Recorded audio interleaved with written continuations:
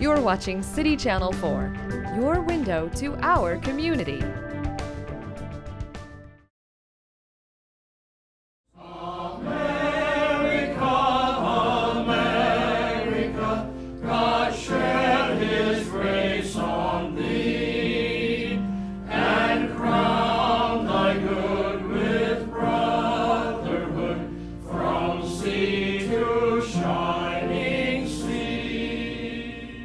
Kingsley is going to come over here and help me introduce our mayor, Jim Throgmorton. I just wanted to start by saying that I knew Jim as a professor nearly 25 years ago when we served on a committee called the Committee on Place Studies.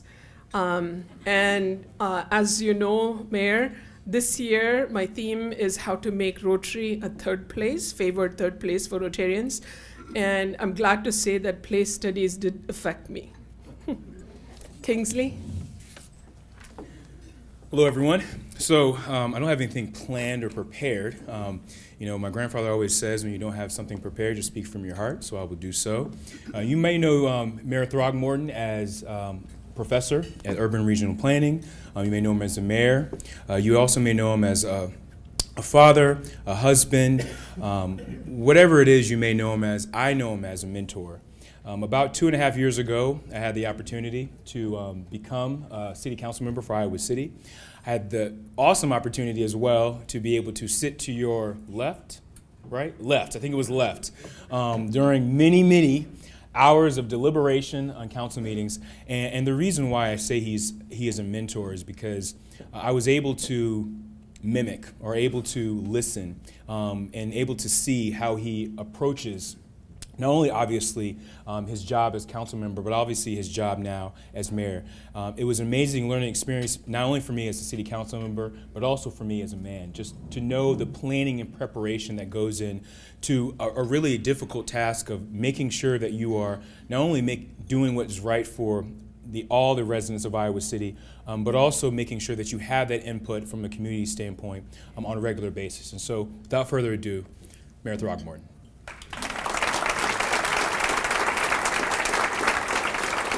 I hope I live up to the comments in many ways. And I want to thank Usha and Tom Seelick as well for inviting me, and I want to thank all of you for coming. It's a real treat to be here. You may not know this, but I first visited this room at a Rotary luncheon in 1993 as an invitee of Dorothy Paul, my good friend, who I think is sitting out there. Dorothy, yeah, there you are. Thank you, Dorothy, for that invitation, and to all of you for inviting me to come today. So I should break into song right now, shouldn't I? We did America the Beautiful, I don't know, Happy Birthday, the My Song. What was the last one? Smile song. Yeah, so I'm trying to think what song would go with a bald head. And can somebody help me? I can't think of one. But back when I first visited in 1993, I don't know if you remember, Dorothy, but I looked a good deal different then. I had a red beard. I had a pretty good shock of hair. And gosh, I don't know what happened. Something changed along the way. Nonetheless, here we are. So what I want to talk to you about is what I've provided a title for, Building a More Inclusive, Just, and Sustainable Iowa City. And those words mean a lot to me, and they're embedded in our strategic plan. I will explain that to you, and so that you can get a sense of where I'm coming from. And also, when I'm finished, I want to give you an opportunity to ask whatever questions you have. That's a really crucial part of things, as Kingsley was alluding. I am a strong believer in dialogue, in paying attention to what other people say, taking it into account, and incorporating it into my own thinking and my own decision-making process. So as Casey Cook knows, because he and I talked last night, I think it's a really crucial thing. And I've lived my life with that principle in mind for 30 or more years. So let's see, I hope this works. All right. So we've had a very full first 7+ months as the new city council. We elected a new mayor and a new mayor pro tem. And as I think about that, I should tell you that all the text up here makes things sound pretty easy. None of it is easy, absolutely none of it. So the process of electing a mayor and mayor pro tem exemplifies that. I won't go into detail right now, but just trust me on that. We also adopted a new strategic plan and a revised budget and capital improvements program. That too was a pretty challenging process. I'll come back to this slide in just a second, but I want to move ahead right now to the strategic plan, which we adopted in March, Jeff? That's when it was, right? So our strategic plan intends to foster a more inclusive, just, and sustainable Iowa City. There are 7 key elements associated with this.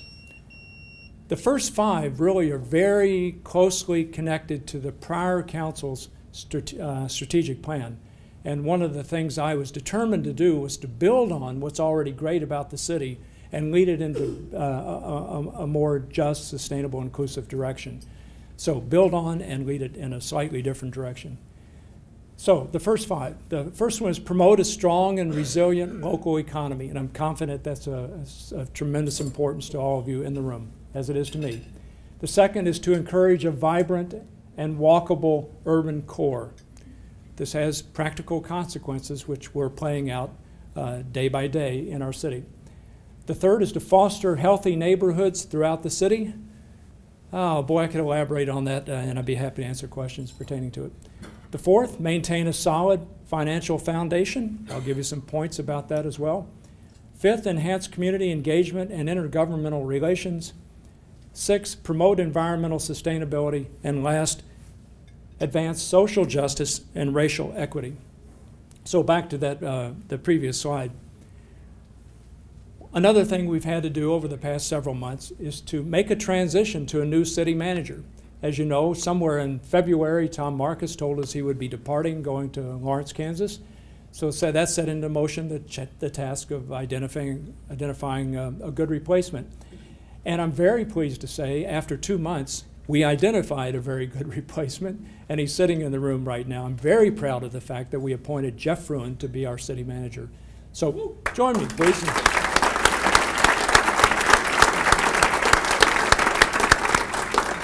I hate to say this, but he's a young man who's a really terrific, he's going to be a terrific city manager.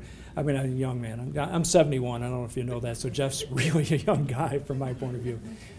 All right, we also had to respond to several unexpected events. Hey, welcome to life. So one of them has to do with Rose Oaks, which you've probably read about in the paper, a 400-unit housing complex just off Highway 6 on the east side of town. It was a pretty complicated process, but we worked our way through it. The second had to do with the president of the university's announcement that he was not going to build the new art museum at the previously indicated site, but instead had chosen a different site. So that caught us by surprise initially, but then, okay, it's going to be fine. Then there was an alleged hate crime. If it had been a hate crime, that would have been a very, very serious thing for Iowa City. But it turns out that there were complexities beneath the surface, which it took our terrific police force and our county attorney a couple weeks or so to really sort through. And we worked our way through that in, I think, a really smart kind of way. And I can't claim any credit for that. I think our police department and Janet deserve the credit. School board's attendance boundary decision, revising where's the high school attendance zones. I don't want to get too deeply into this, but that upset the apple cart quite a bit and became a major issue in our recent school board election. So again, we had to work our way through that. We also have made substantial progress on several key initiatives. I'm just going to identify, I don't know, maybe 12 or so initiatives. There are others, but I'll just draw your attention to these. We have taken actions to improve the affordability of housing in Iowa City.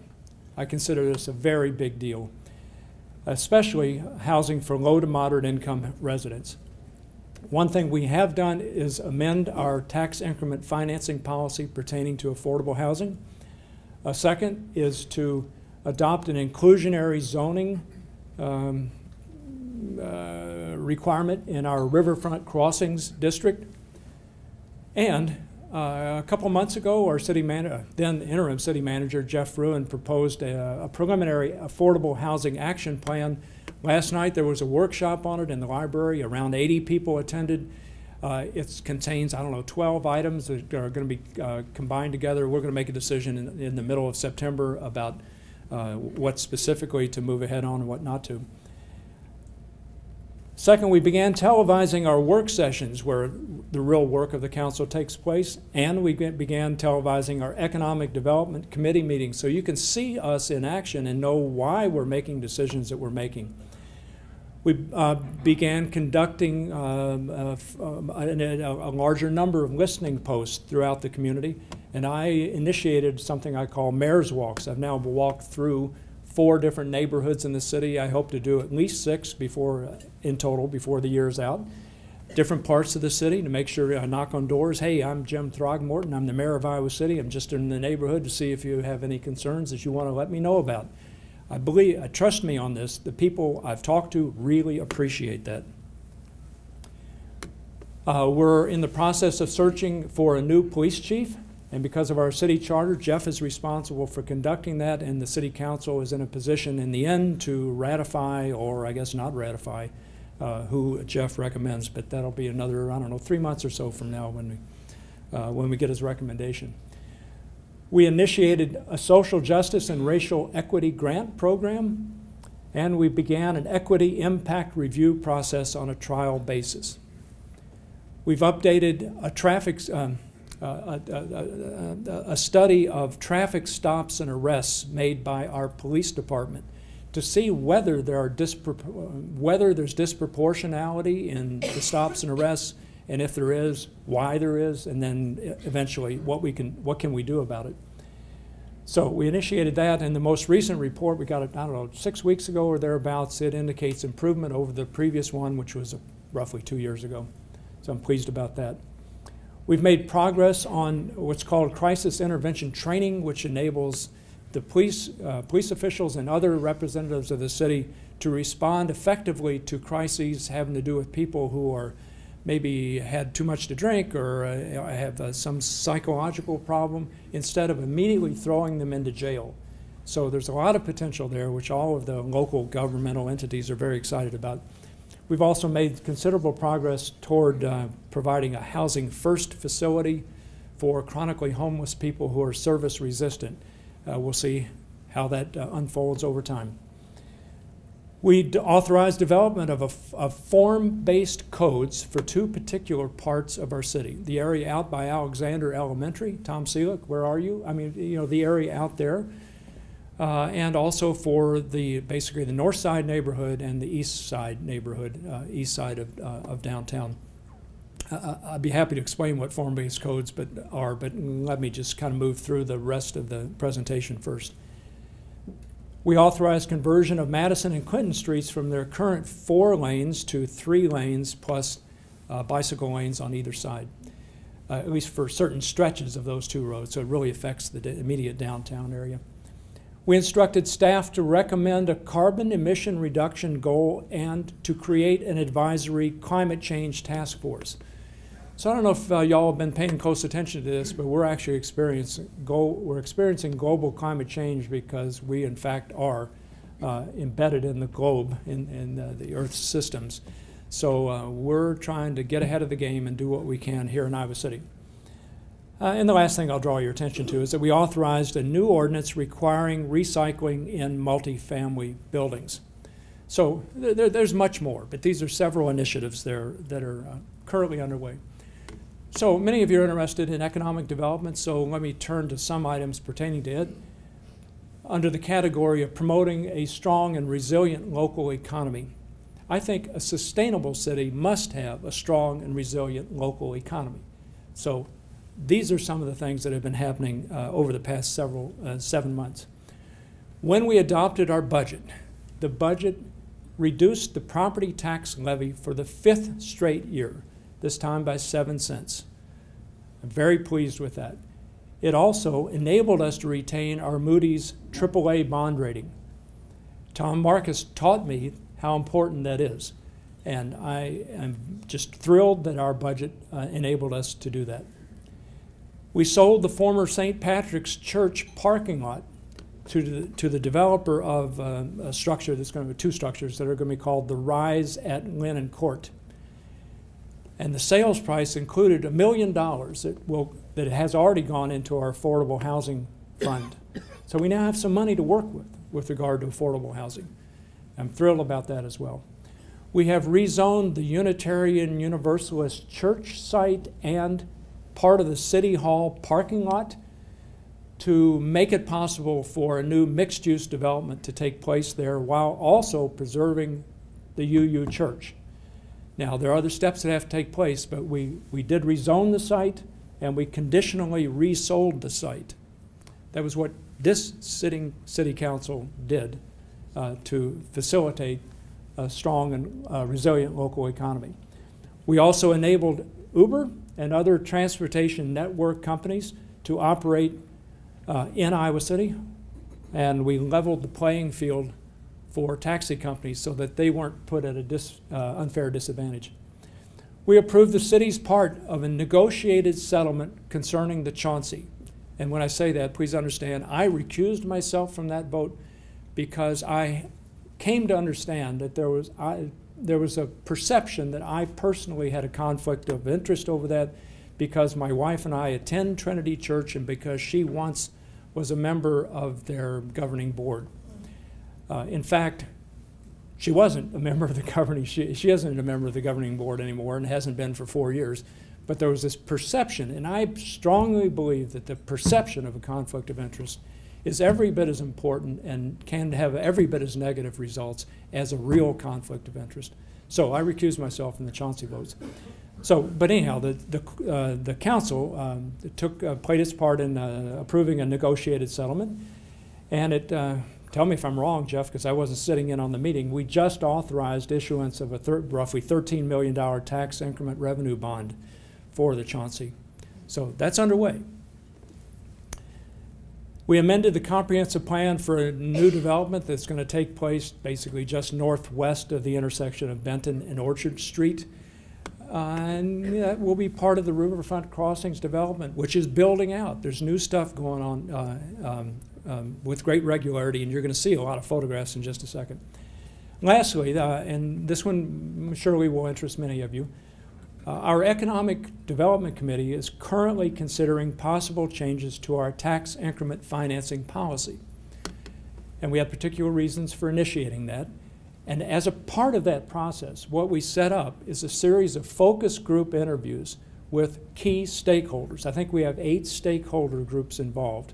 So we are meeting with them. We're asking them for their insight and advice about our current TIF policy and about ways it could possibly be changed, improved, whatever.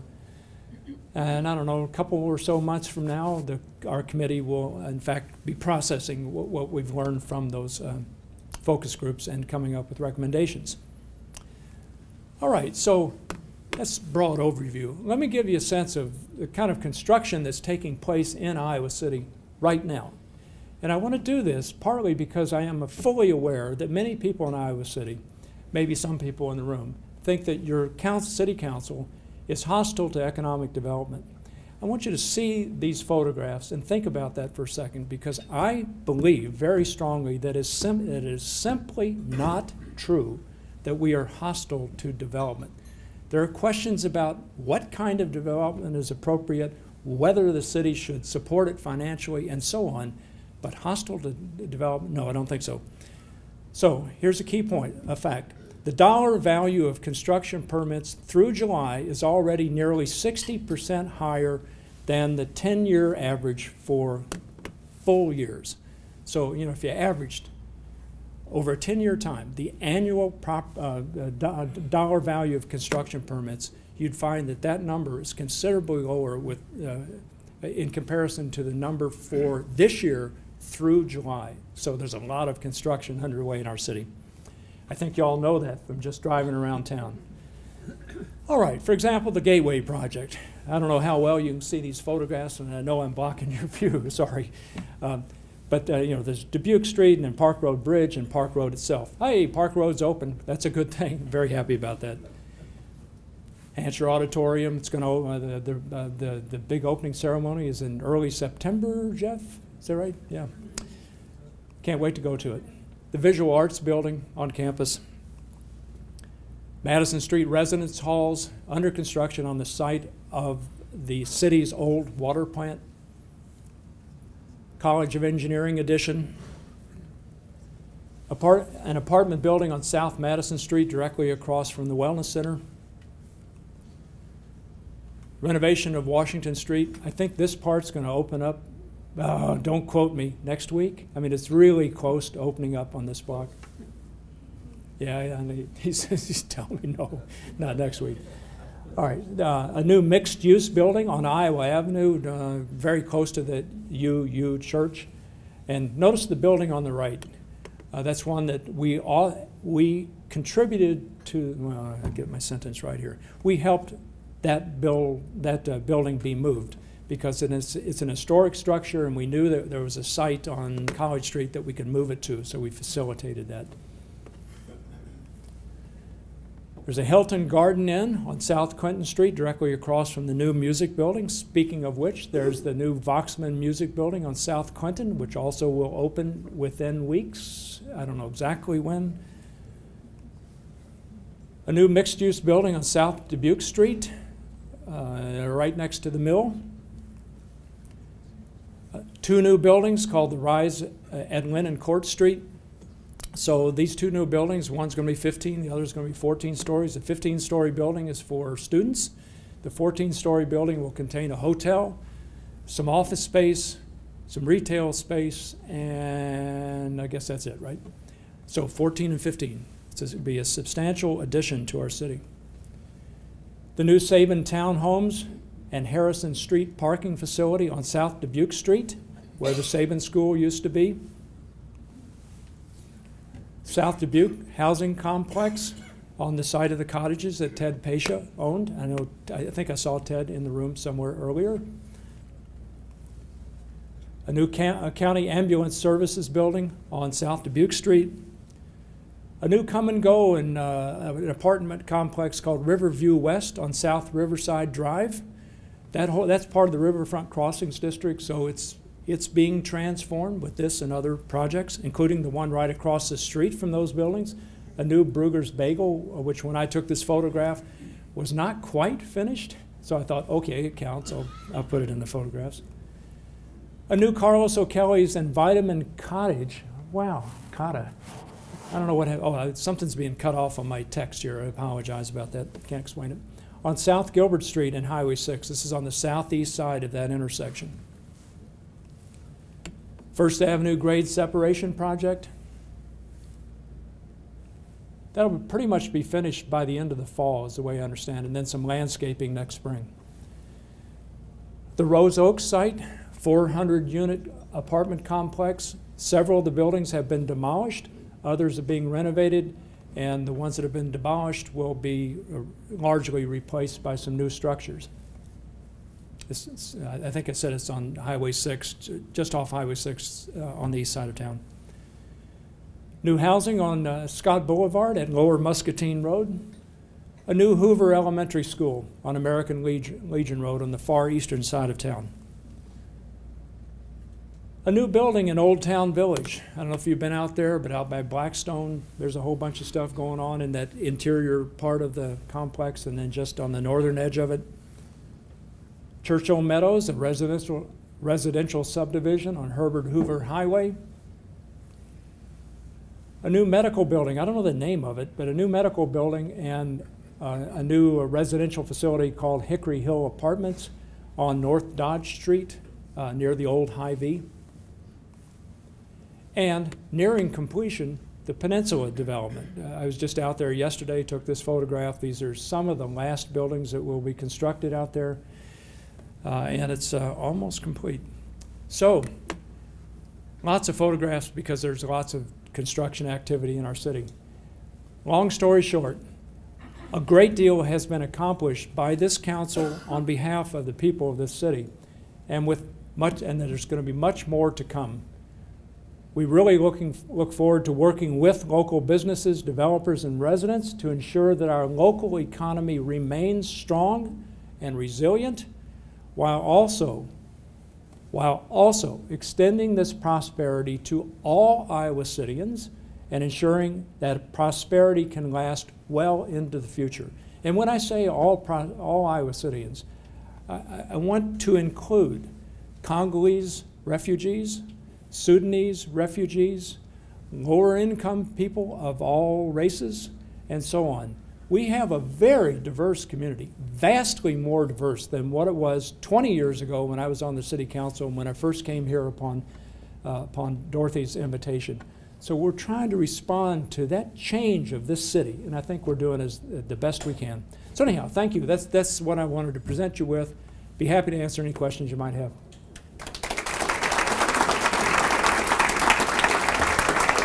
Yeah, it's an excellent question. I just had lunch 3 or 4 days ago with John Lundell and Amy Nielsen from Coralville and North Liberty.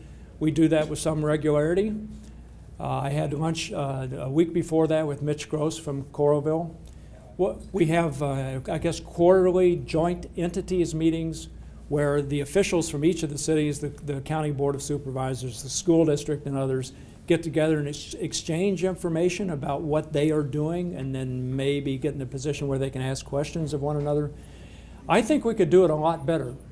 I strongly believe we need to have better institutional mechanisms for responding to the situations we collectively face in our region.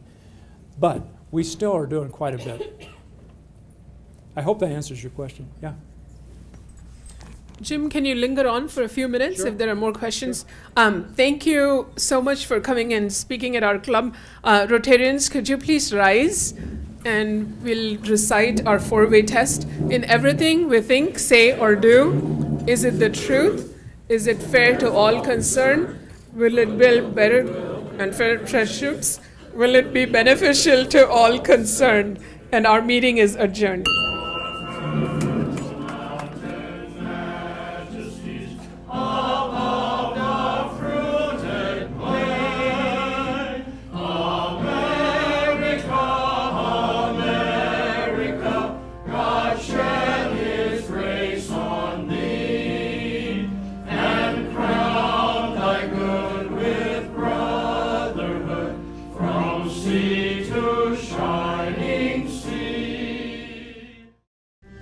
You're watching City Channel 4. On TV, online, on demand, on Facebook, and now on the go on your mobile device.